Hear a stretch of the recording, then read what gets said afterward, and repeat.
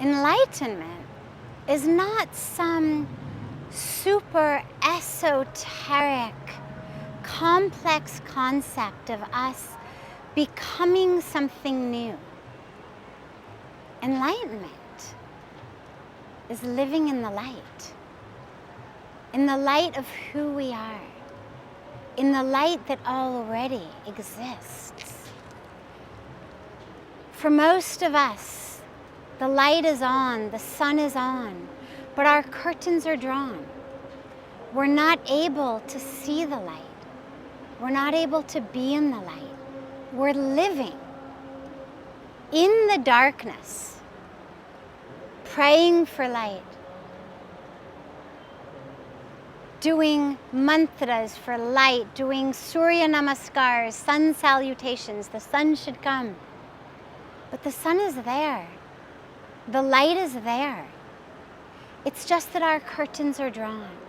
So enlightenment is an opening of our curtains so we can live in that light. What is the darkness?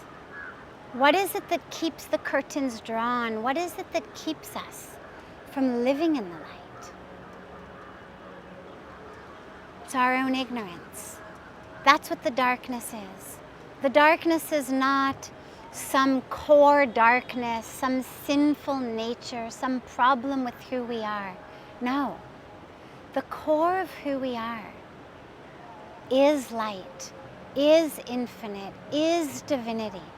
The problem is that rather than identifying with that divine core, rather than identifying with the light of who we are, rather than living in the light, we identify with the darkness. We identify with these identities, the dramas of our lives, the stories. This physical body, how old it is, where it's been, what it looks like, what it's learned, what's happened to it, what didn't happen to it that should have happened to it, how it compares with other physical bodies. And when I live with that identity, it's from that my misery stems. Because with this identification with the physical body, with my identification with the mind, I get angry. I covet. I feel jealousy. I feel pain. That's not the light of who I am. That's the darkness of this ignorant identification. If I think I'm just this body, then I'm going to look at you and I'm going to say, you're so beautiful. Why aren't I so beautiful? I wish I were so beautiful. Or, God, you've got such a great shawl or a great sweater, a great pocketbook. I wish I had that. And that's where greed and coveting and jealousy comes. Or I look at you and I say, I should have your corner office. I should have your house. I should have your husband. And then we start real competition, real jealousy, real anger. And from that, I act. And when I act fueled by anger, by greed, by ego, by lust, by jealousy, that's when I do things that end up bringing me what I would call bad karma. It's not that God's punishing me. It's not that the universe doesn't like me. It's that I have planted seeds of jealousy, of competition, of anger, of separateness, of lust. And those, therefore, are the trees that are going to grow and the fruits that are going to be present in my life, because those are the seeds I've planted. So that's the darkness. When most of us think of darkness in our life and pain in our life, it's all the stuff we've created. But we've created it due to this ignorance. So enlightenment is living in the light of the truth of who I am, which is whole and complete. Consciousness, love, spirit. So yeah, that's a beautiful sweater. But since you and I are one, whether the sweater is on this form or this form, it doesn't matter. Yeah, that's a beautiful home. But whether it's housing this form or this form, doesn't matter, we're one. And I realize that that light is within me. But in order to live in the light, I have to remove the darkness. I have to remove that which is not self. If you come home from a hard day at work and you're tired, your body hurts, you take a hot bath. And when you get in the hot bath, the body goes, ah. But in order to have that experience, what do I have to do? Have to take off my clothes. If I get into my bathtub with my suit and tie and my shoes and my hat, I'm not gonna have the experience. And in the same way in my life, in order to have that living in the light experience, I have to remove that which is not light. I have to remove that which is not self. The ego, the false identification, the emotions, the separation, all that ignorance, I have to remove it so that I can live in the light. The light isn't something I'm gonna bring in from outside. It's not that I have to lasso the sun and bring it into my life. The light is here. But my veil of ego, my veil of ignorance is what's blocking me from seeing it. So enlightenment is living in that light and recognizing who I really am. Thich Nhat Hanh, the beautiful Buddhist sage, said, enlightenment is when the wave realizes it is the ocean.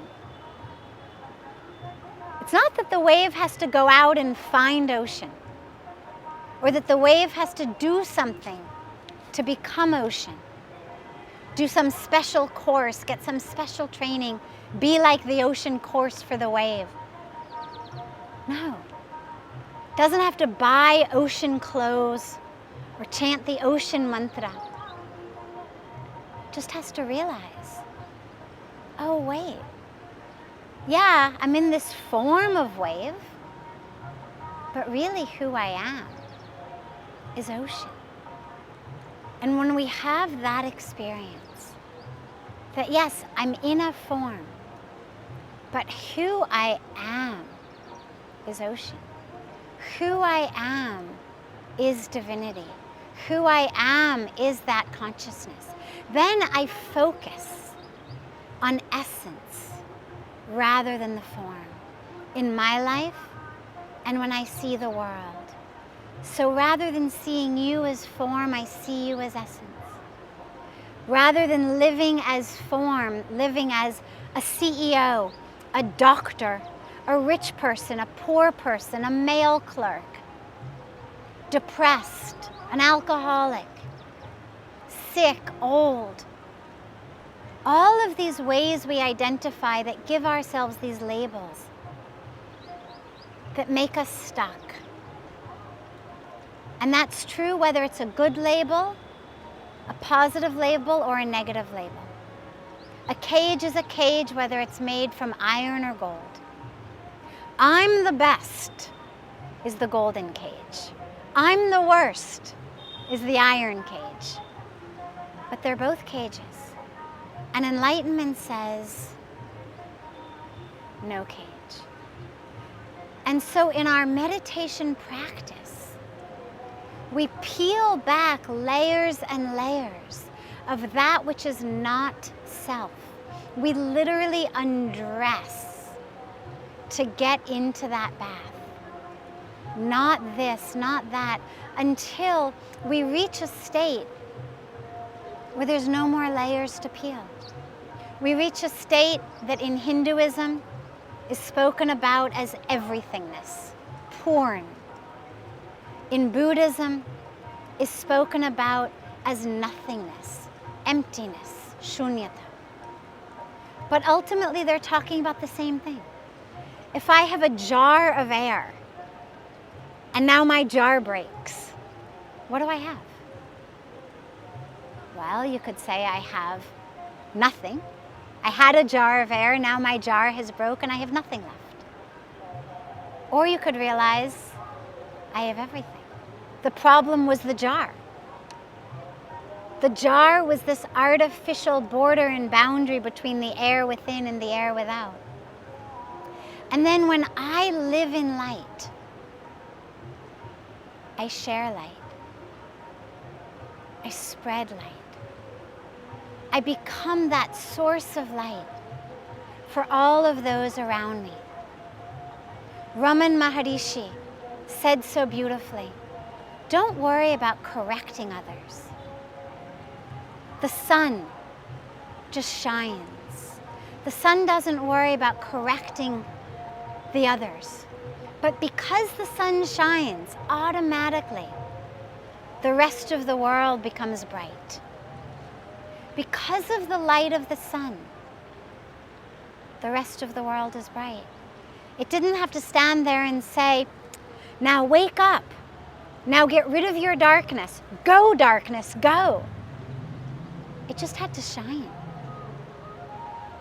And that's true for us. When we connect with our light and we live as the light, automatically, that's what we're going to share and spread with the world and reflect onto the world as light. So not only is it my enlightenment, but it's bringing light to others.